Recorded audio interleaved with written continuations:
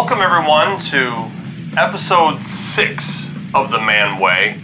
I am not a guest speaker though. As my 4-year-old daughter put it, my beard broke off. I shaved for business reasons. But hey, it'll come back someday. And how are you tonight, Carl? I have been okay, despite the fact that I'm still wearing the same sweatshirt that I've been wearing for the last 6 weeks. A Michigan Pride? Says Michigan right across the front of it. It's a wonderful sweatshirt. Well, there you go. Hey, we love the state of Michigan. They say in Michigan, if you're a resident here, you're a Michigander. Yeah. And I say, does that make my wife the Michigoose? Is that the worst joke ever? No, it's not the worst joke ever. Anyways, hey everyone, good to see you. Tonight, we've never done this on camera, shared a beer. Yeah, but we got a tall boy here. This one is for Sharon. From the brewery, B-R-U-E-R-Y, and it's part of their Share This series, and it's the Mole. Now let's see what's in it.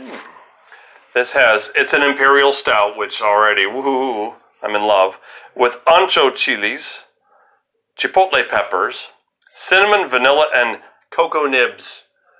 Holy cow, they just threw everything in there. Bring it right up to the camera there. Look at that. Looking good. All right, and as you know, I try to open the bottle a different way every time. Oh, what you got today? Let's see how we do. The ring of... The ring, look, it's a bottle opener ring. The one ring to pop top. The one ring to pop them all. Okay, so if you ever browse the internet and you see those stupid ads for Wish.com, they had an ad for this bottle opener ring for 99 cents. And I thought... It was like free shipping or something? Yeah, and free shipping. I'm like, it can't be true. I did it. 6 weeks later... Here comes this ring from China, and it works. Boop. Why not? I mean, some people buy a lottery ticket. I buy a bottle opener.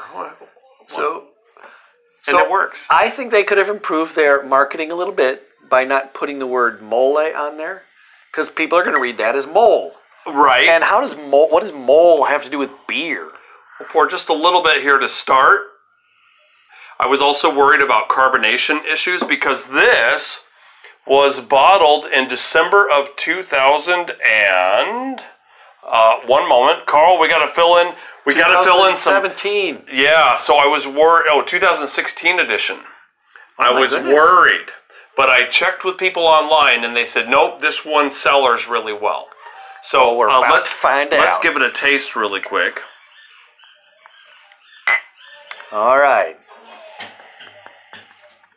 The aroma says that it's really good. Okay. Now, it's not as creamy as I thought it would be, but there is, okay, I can taste the peppers.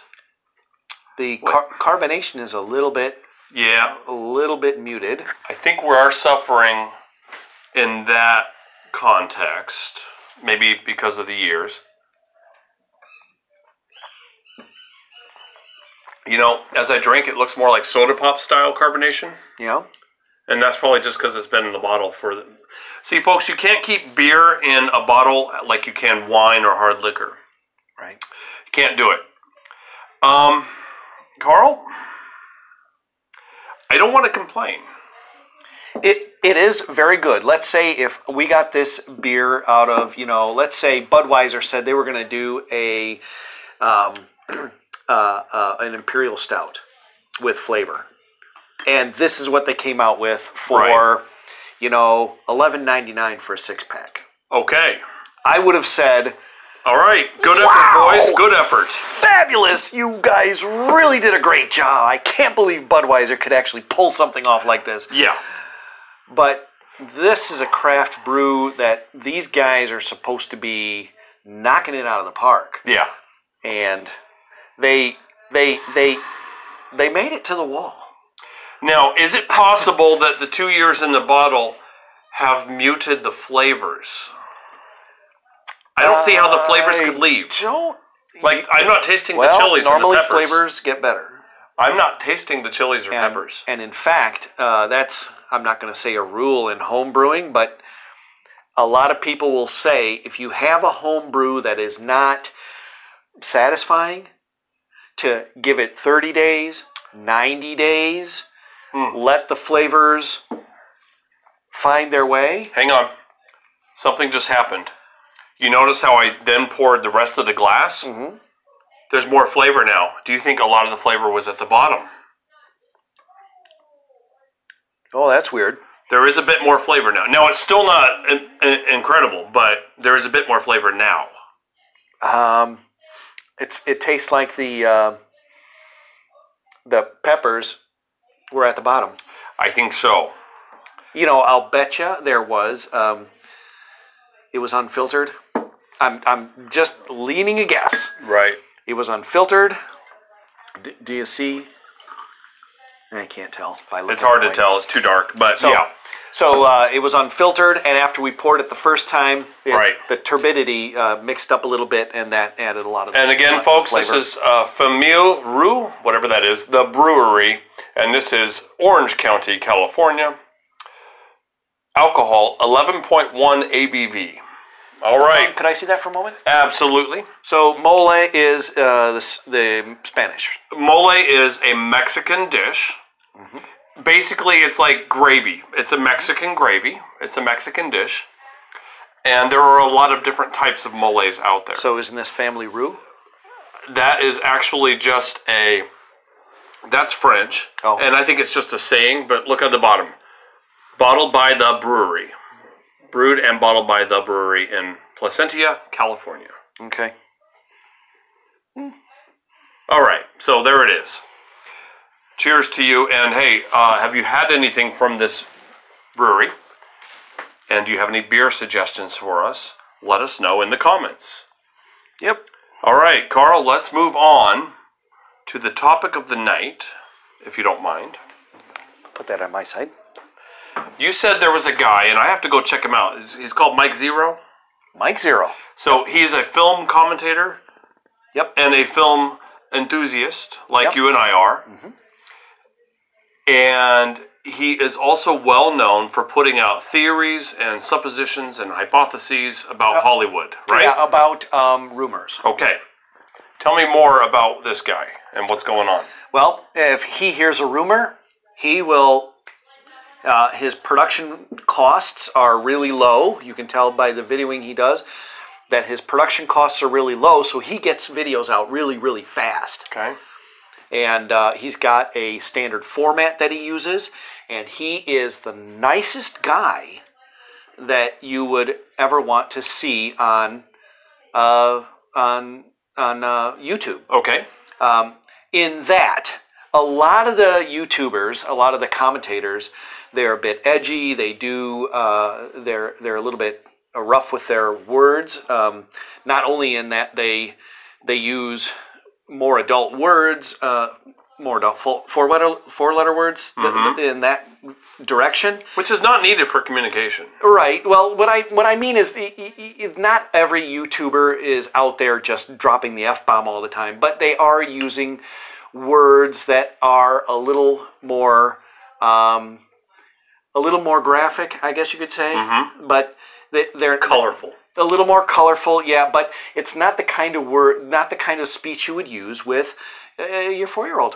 Right. It's not the kind of thing you want to just talk with her about. But Mike is a bit more on the. Yeah.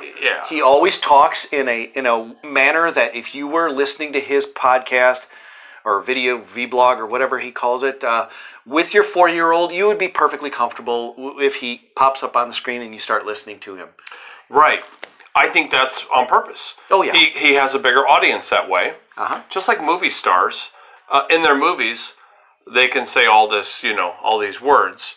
But if you ever watch a movie star in interviews, their language is very clean. Yeah. Because they know they want to appeal to everybody. Yep. And they know they're going to have a bigger audience if they keep the language clean. So, right. yeah. So, okay, so that is the kind of tenor that he has, and it goes beyond that. He does not cut down anybody, even if the rumor could be, turned in a certain way. There's a rumor that some person was abusing some other person, and so you've got this jerk on set. He doesn't go in that direction. He always simply reports the facts. This person was said to have abused this person on set, and this calls into question, the possibility that there might be trouble on the set, and that we might see some, other issues if this keeps up, and we might see delays in production. That kind of thing is what he would be speculating on. Oh, you mean like when Quentin Tarantino made Uma Thurman drive that car and she didn't want to, and she got a concussion and wrecked her knees? Yeah.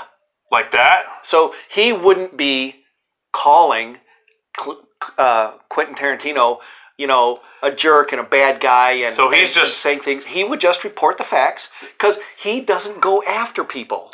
So it's just like Dragnet, just the facts, ma'am. Just the facts. Hey, in that, just the rumor as it's reported. Does our audience even remember Dragnet? I mean, come on. I hope they do. Yeah.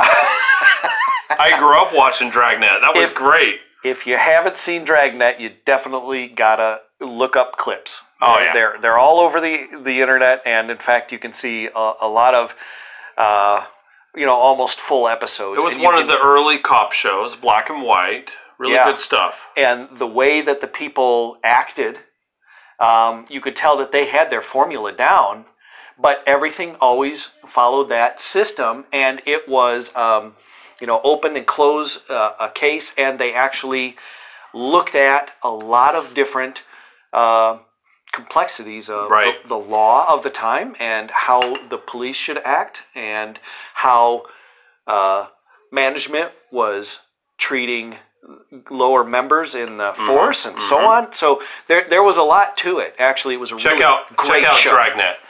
And on that note, check out Adam 12. I like that one too. So anyways, this guy Mike Zero, he reports on rumors, and he gets scoops that a lot of other people don't get. Yep.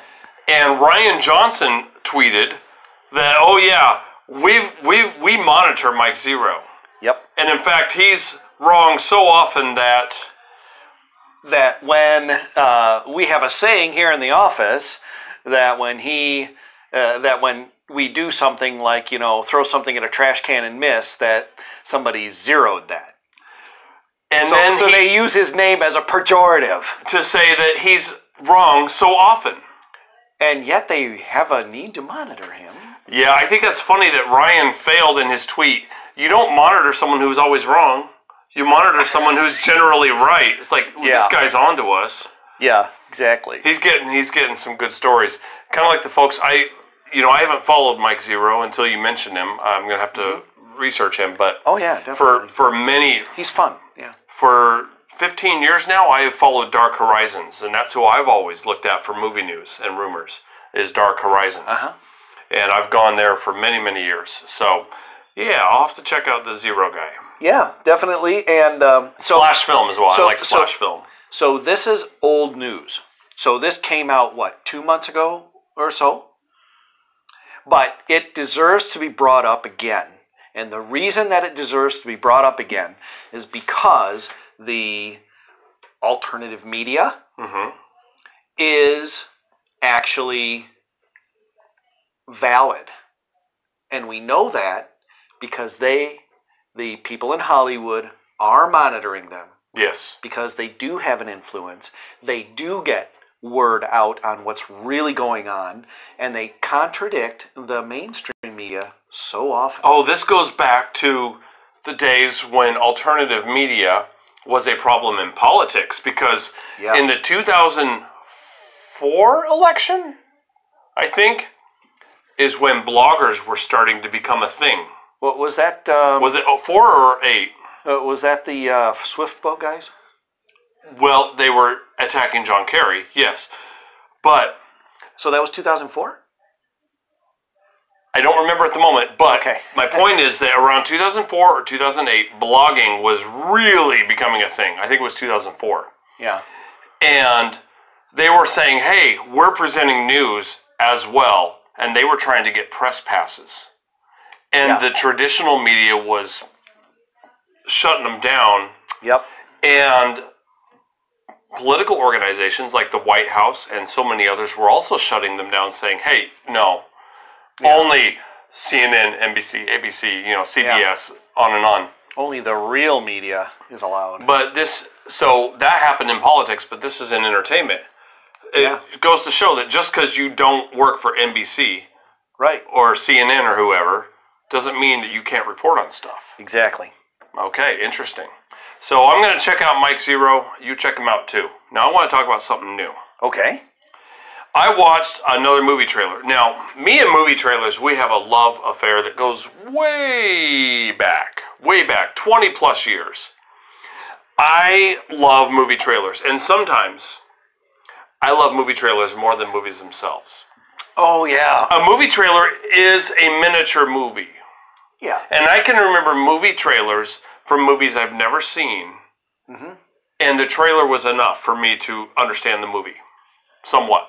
Yeah, that happens so often where I'll say, well, we'll be watching a trailer, and I'll say, well, we just saw that movie, no need to see it any further, because if that's the best part of the movie that they could pull out, then we don't need to see the movie, but the trailer wasn't too bad. We got the best parts, and you I'm totally satisfied. And you even saw the plot twist and all that. And yeah, I'm all of it. Totally satisfied now. So it's like the 1960s trailers from the 1960s. If you ever watch a spaghetti western, before you watch the movie, if you have it on disc, go to the special features of the disc, watch the original theatrical trailer, which is about 4.5 minutes long. The hero, and they tell you his whole story. The villain, and they tell you his whole story. The sidekicks, and they tell you, and then watch this, and 4.5 minutes later, you've seen like the whole movie. Yeah, that's how 1960s trailers were, and so that's because people did not have any other outlets. Even though they knew what they were going to see going into the movie, that's they had to see that. They weren't going to risk their money and their time because they're never going to see the movie again. Right, because they're not going to get another chance. So they want to know what they're getting up front, and so that was a good idea back then. That brings up another good point, which I'm going to keep this very brief because I want to get on to my topic, but. Before the era of home video, and we're talking before Blu-ray, before Ultra HD 4K Blu-ray, before Blu-ray, before DVD, before VHS, before Beta, before Laserdisc, before CED, and if you've never heard of it, then you're not a movie fan like I am. Before all of these formats, we had the theater. Yeah. When you went to see a movie, generally, you saw it once, and you also knew that you would never see that movie again in your entire life. Yeah. Ever. When you went to the theater to see Gone with the Wind in I don't remember the year it came out. It's been 60, 70 years. When you went to see Gone with the Wind in the theater, you knew that you would never see it again. You were there for the whole experience. You walked in, you were in your Sunday best. There was an usher to bring you to your seats. It was a whole experience, and that was it. That was it. Now, I think Gone with the Wind would have been an anomaly, because that was in the theaters for like 2 or 3 years. You did not know it was going to be in the movies for 2 or 3 years. You go to a movie like that. Generally, everyone had the mindset that they would be able to get a chance to see this movie now, and that would be it. Ever. And now, with home video, you could watch a movie in 10 times in one day. I remember when I was like 14, 15 years old. Somebody gave me a copy of Bill and Ted's Excellent Adventure on VHS, and I watched that movie like 7 times in one day. I was home on a Saturday. My parents were out. My sister was out. I got up at 7 a.m. I love that movie so much. I walked it like 7 times in one day. It took me like 14 hours. Oh, dude. I watched it and I just hit rewind and I watched it again. All day long. I love that movie so much. But we didn't have that opportunity back in the 40s and 50s and 60s and even 70s. Right. It wasn't until the 1980s that you started getting home video, where you could rent a VHS or a beta. And by the way, back then you didn't own a VHS or a beta player. You had to rent the player as well from the video store. Do you remember that? We used to rent the actual player as well. We heard of people doing that, but we waited for years until we could buy a VHS. Okay, fair. So I did not own a VHS until... A VHS player or a VHS? A player until, like, I think it was in the early 90s. Right. Before I owned one, because by then they were, you know, $100. Right. But in the early 90s, we already had Laserdisc out. Because I remember going to the store. It was late 80s. There you go. It was late 80s. And Samsung had come out with this super cheap, I think it was just a little over $100. Right. VHS, and that was a mainstream. So I remember going to the store and flipping through the Laserdiscs in the early 91, 92. Yeah, and deciding, do we do the beta or do we do the VHS? Exactly. Because you could rent the player for either one, and you had to decide. Well, hey, folks, our director has given us the 2 minutes warning, so I want to get on to the topic that I wanted to bring up tonight, which is I watched today as it was billed to me by a friend, the live-action trailer for The Lion King.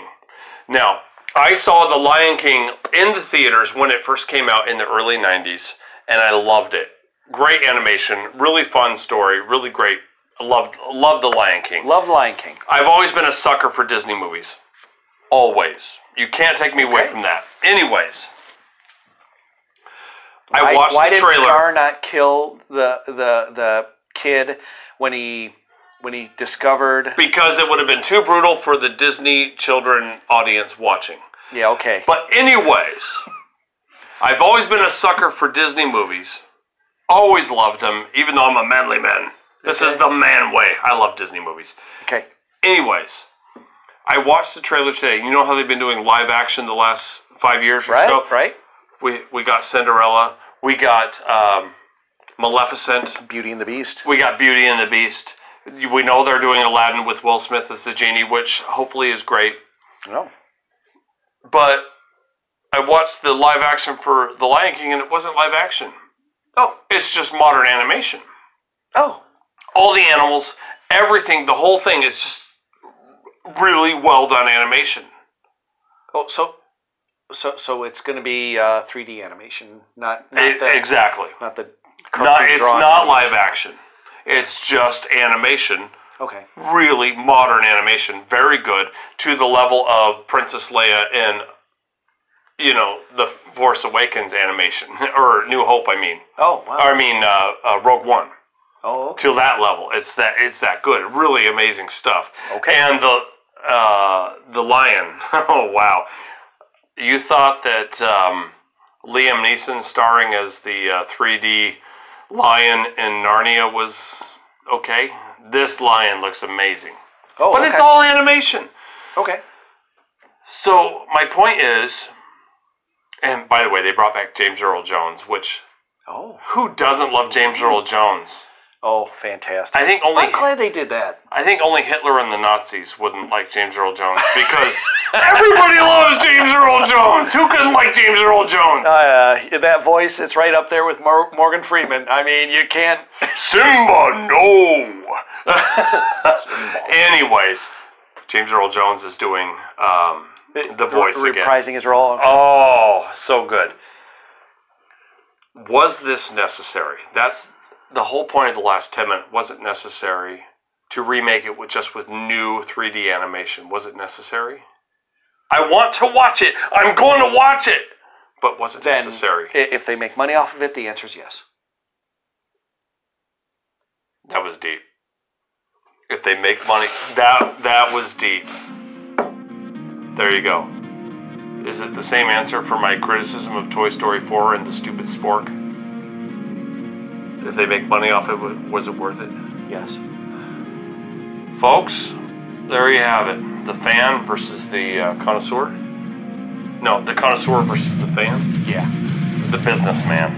Okay. Hey, it was great to see all of you tonight. Thank you.